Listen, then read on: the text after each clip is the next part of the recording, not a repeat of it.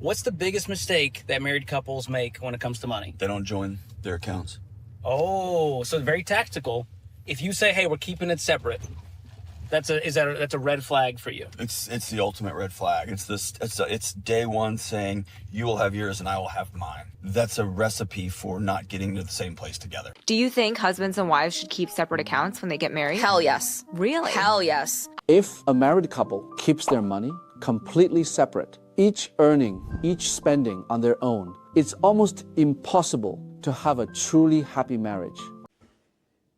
Hi everyone, welcome to Make Gains, the channel where we break down money mindset and moves you can make to level up your life. Today, we're going to be talking about couples finances. Let's get into it. How long have you guys been married? About 7 years. We've been married, but we've never really combined finances. Why? So separate. She has a bit of a spending issue sometimes. Like I don't really trust her to have a joint bank account with me. You don't trust your wife? I mean, I have insecurities. We have different wants and different needs. How are our needs different? Where's the difference? I think aesthetic choices aren't necessarily needs sometimes. They're more wants, like furniture or something. Do you think furniture's a need to survive? I do believe that things for a home are needed. Now, we might disagree on what type of furniture is needed for the home, but I think that home environment is important. Important is different than need. I know. Need is survival. I think that to mentally be okay, a home life needs to feel homely. I think in order to mentally be okay, we should be able to make sure we're able to retire at some point and not have debt that's killing us in every way whatsoever. That's a prime example of what you'll see in some relationships, but very unhealthy if he's saying he doesn't trust his wife because of the way that she's spending. Now, call me weird, but if you don't trust the person that you're getting married to, I don't think you should get married to begin with. I think that's lesson number one. If you don't trust the person you're dating enough to let them be in control of your money, then you may not want to be getting married. He makes about $250,000 a year and refuses to give me access to the finances. We've been married for 8 years. I've been a stay-at-home mom for 2. I'm not on his account. Does give me X amount of money each month to pay the bills. Doesn't even really cover the bill amount, to be honest with you, and I'm always left with $0. Dang, Angela, why won't he put you on the account? What does he say? I think it's maybe fear of giving that control up. Or that borderline financial abuse, that you don't have the ability to access money that is coming into your household, regardless of who makes it or not. The idea that he's withholding, that's a big red flag. Of course, I can ask him for $20 or $50, but he wants to You're not his daughter. Yeah. This is bothering you because it's wrong. Let me just confirm for you this is wrong. It sounds to me like it's a whole lot more toxic and bad than you actually think it is. You've kind of normalized this. No, I mean, this is like weird, okay? This is strange. It's at that level. Yeah, that one is definitely not okay. So regardless of whatever you do with your couple's finances, withholding money from your spouse is not a good place to be.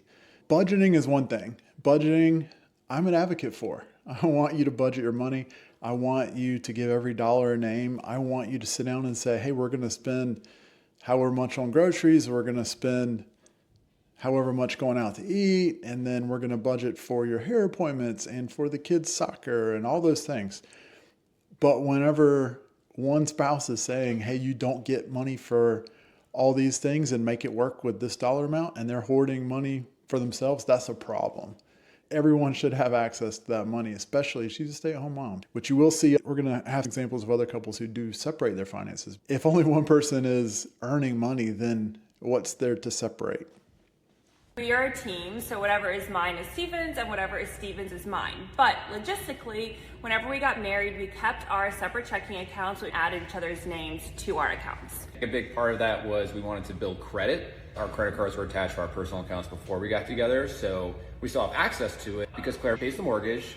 Thank God for that. And I handled the utilities. As far as other expenses go, things like going out to eat, take the dogs to the vet, travel, home renovation projects, we have a joint personal credit card that all that stuff will go on throughout the month. And at the end of the month, that money to pay it comes out of my account, again, just since I am making more. I mean, at the end of the day, right, we're married, so everything is 50-50 in the sense where any decision affects both of us, right? Even if one person makes that decision, you know, big purchases, $100 or more, we always run it by the other person.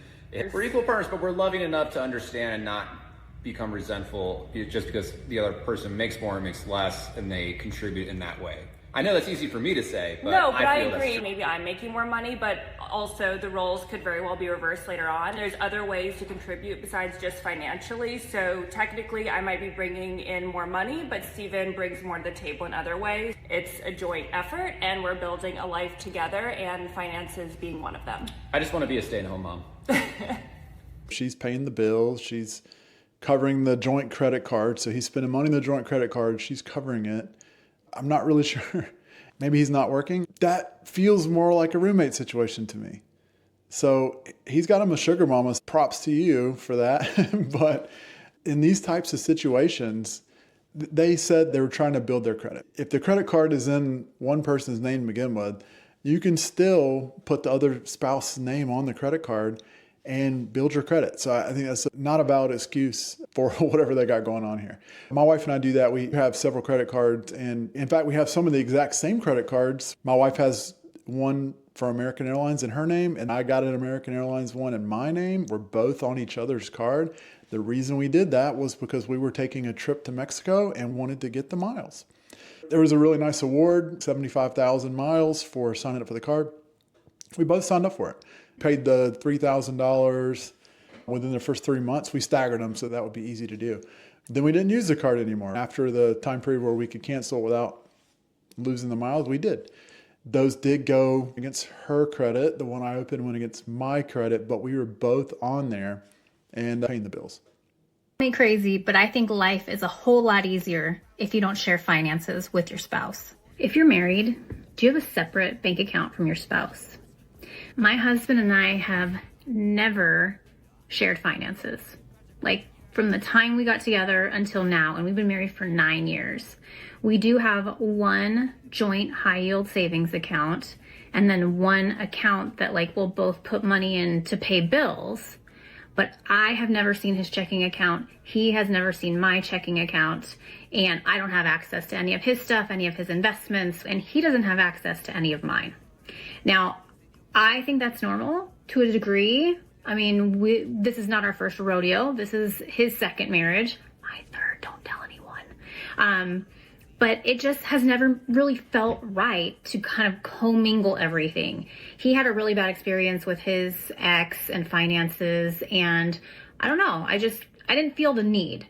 But I know some people who have everything together and who are now in a position where they're starting to maybe think about not being married and are in a pickle.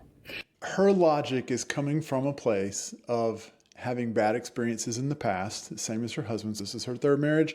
That was his second. And I do think that it's easier, especially if you're coming from that kind of situation, to say, hey, let's just keep it apart. If you've been divorced before and that's an option, I get why you'd want to have your separate money, especially for the husband where he probably lost a good bit in a previous marriage. So he doesn't want to go through that again. So now we're keeping it separate.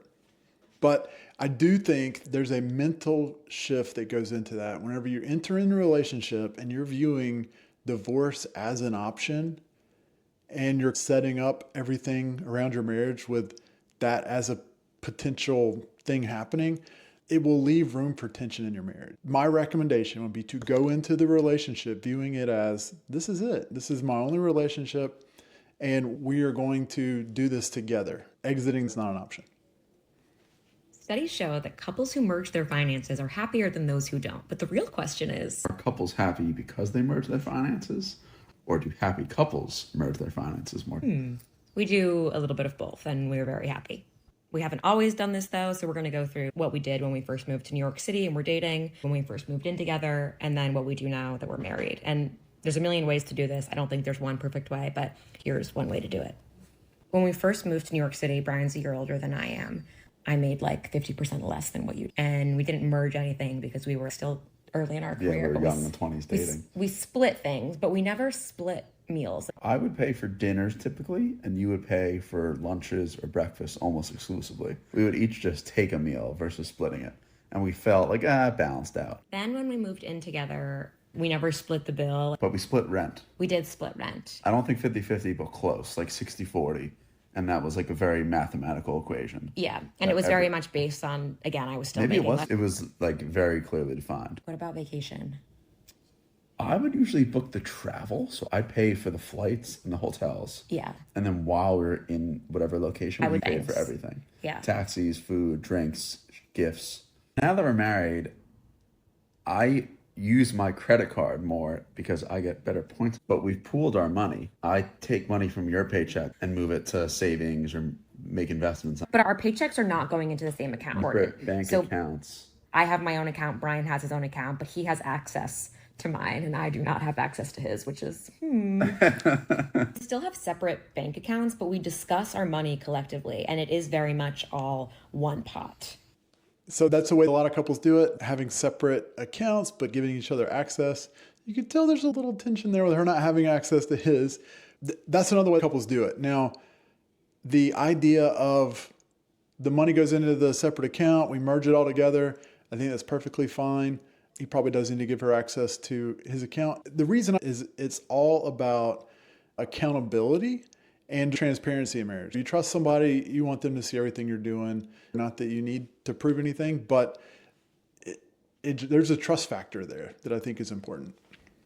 Married people, when it comes to your money, join your bank accounts. If you can share a bed, if you can share genetics with little children running around, you can share your money. Don't sweep issues under the rug and live separate lives. Yeah, and what she's talking about is not exactly what the prior video was, right? It's the actual living separate lives, like the guy who said he didn't trust his wife because he's not giving her access to anything. He knows that she's spending crazy over here, so he's got his thing going on. She doesn't have access to that. That is a very separate life, and that does lead to problems. In the prior video, the girl said that couples who share their money have a happier life. And that is true. There are studies that show lower divorce rates for couples who share finances. There's greater happiness and greater satisfaction in the marriage. So you've got a lot of good things happening there. And you know, the only thing that I found that supported with data, a good reason for having separate accounts was in that case of financial abuse, which is what we heard at the beginning. But even in that instance, she was a stay-at-home mom, so that wouldn't benefit her. But for most healthy couples, sharing an account leads to greater satisfaction in your marriage, happier marriage, and less divorce. Now, there are couples that got divorced who shared accounts, but it's a lower rate. I think it was 20% lower for couples who were sharing accounts. He said in the prior video, is it because they shared their account that they're happier, or is it the happier couples share their account? There was a study done by Indiana University that shows it actually is causation rather than correlation. They took 230 couples and they randomly had them either split their account or join their account and continued following up with them. And the couples who joined their account were happier because there was transparency. They felt more in this together and there was greater financial harmony as well. One of the biggest reasons for arguments and divorce in couples is finances. Being able to see what your spouse is doing and having that complete transparency and partnership with the money led to those better outcomes. Sharing a bank account with my husband was the hardest thing for me in the beginning of our marriage because I've never had to share my bank account with anyone. I always worked and I had my own money and my own account and I spent my money how I wanted to. Then we got married and then we decided to merge our accounts and our savings and bills, everything just one account. We both have access to them. So I'm in charge of paying all the bills. At first it was so awkward because I wasn't sure, even though we were both working and the money was going into one account, I was like, should I ask if I can spend money for my nails? But then I was like, I shouldn't have to ask because we're married, like we're one now. So then it was kind of weird at first, but now that we've been married for 3 years, it's completely normal. Of course, we talk about big purchases. Obviously, we purchased this car. That was a big purchase. But as far as nails, haircuts, food, we don't really have to ask each other because it's both of our accounts. We both work and both of our money goes in there.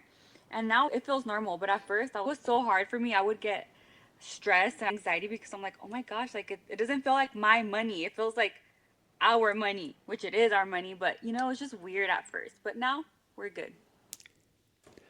Yeah, there is some stress there, right? Because whenever you get married, it becomes not really my money, but our money.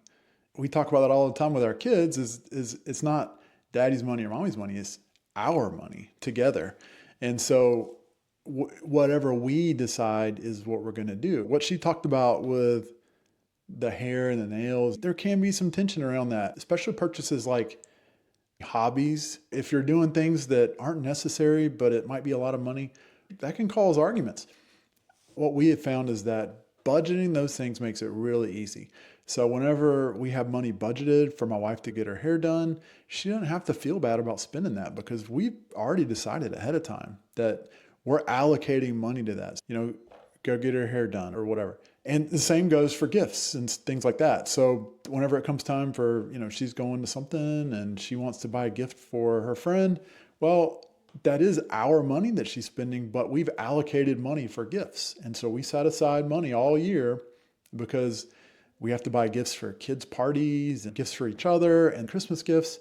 When we first got married, it was hard because we'd be like, if we don't have money for this random party that we didn't plan for, should we not go? That's not cool. So having that budget and kind of pre-planning and having a bucket of money that's for those kind of things takes away the tension for it. And it also keeps you from going into debt for it because that's the other option. If you don't have money for it, then what do? You use a credit card and now you got to worry about paying that off. So that's a smart way to do that. We give ourselves allowances too. So I know that might sound silly, but as an adult, I get an allowance and it's not a lot of money. It's like $100 a month and my wife gets the same thing. So we have all the other spending, right? And we have fun money set aside for things we do as a family. But like if I want to buy a random Amazon purchase or if I want to save up money and spend a lot on something bigger, well, I can do that. And it might take a few months. So whether that's a camera or a computer or whatever, I can save up my money and be guilt-free about that because I know that I did a good job. I saved my money and then I can go spend it on whatever I want. I can blow it and I don't have to feel bad like I'm blowing our money. Instead, it's my money and that's what it's there for. So, my boyfriend and I shared finances before marriage, and I'm about to tell you why. He's not my boyfriend anymore, but my husband and I created a joint bank account and handled all of our finances together before we got married. Angel and I are high school sweethearts. We went through all high school together up until college, and it wasn't until we moved into our first apartment in 2020 that we thought it just made sense to manage all of our housing expenses in one account. I'm not suggesting that you should adopt a routine like this without having complete trust in your partner, but what I am saying is that it really did help us master our financial plan as newlyweds. We've identified bad money habits and corrected them together, and now we have a secure vision as to where we need to be in the next 5 years. Okay, so they joined their finances while they were still dating. I do not recommend this. I think it's a horrible idea. Even if you're engaged and you believe you're going to be getting married, don't do it. Just don't. Just like I wouldn't recommend moving in together until you're married. So doing that before you're married, I think you're just opening yourself up to a world of problems because it's not our money yet. It's still yours and mine, and we haven't become one. We haven't made that final commitment to each other that we're going to spend our lives together. Wait until you're married to do that. If you want to plan and make sure that you're going to be good as newlyweds, I think one of the best things you can do is go to Dave Ramsey's Financial Peace University. It's really good training, especially if you're not used to doing a budget or if you're in debt. That's going to really help you out. And then start looking at what you're spending your money. I think that's totally fine to do. Okay, so look at credit card purchases, look at debt together, make a plan on what this is going to look like. You can definitely do all that. Start doing a mock budget, but don't combine your bank account, don't combine finances, don't put each other on credit cards, any of that until you're married. Should combine finances 100% when you get married. It's not, well, that's your bill. So, well, I'll cover electricity. You cover the water. I got the food last month when we ate out. That's an insane way to live. If you wanted a roommate, don't get married. 100%. 100%. So, guys, the takeaway from this, and there's a lot of people who are probably watching this going, that's not for me. And that's okay. If that's you, you should really consider what things might be like if you said, hey, I'm so committed to this relationship that I'm going all in with my finances. And it's our money, not mine and yours. We don't need to argue about who's paying it because we're both paying it. Both of our paychecks are going into the same account, and we get to watch that balance go up together. And that's our money, the total of it. I view the same way with, like, I have a 401k with my job. I have a Roth IRA. My wife has her own Roth IRA. Now, those are separate accounts, but we view that as our money. That is our retirement money. I know I've seen some videos where people are like, yeah, I might be able to retire at whatever age, and then she might be able to retire at a different age. We're doing this together. So my retirement money is her retirement money. Her retirement money is my retirement money. We're planning together. Our bank account is one. Like, we are in this together. If you want to live like roommates, then be a roommate. And that's great. If something happens, you want to go, it's not a big deal. Don't live your marriage like that. Combine your finances and really plan them out together. That is one way that you can be completely a team, because everything you do will be a team effort. It won't be a your effort and my effort. And if somebody's making more money, you're not going to hold that over the other person. It's just what it is. We're together and we're going to win together. Thank you so much for watching to the end. And if you haven't already, click that like and the subscribe button. It's really important that you subscribe. We've got to get another 100 or so subscribers to get to that monetization level. So that would really help me out personally. And it's free for you. Keep watching the videos and we'll keep producing them. Thank you, and we'll see you next time.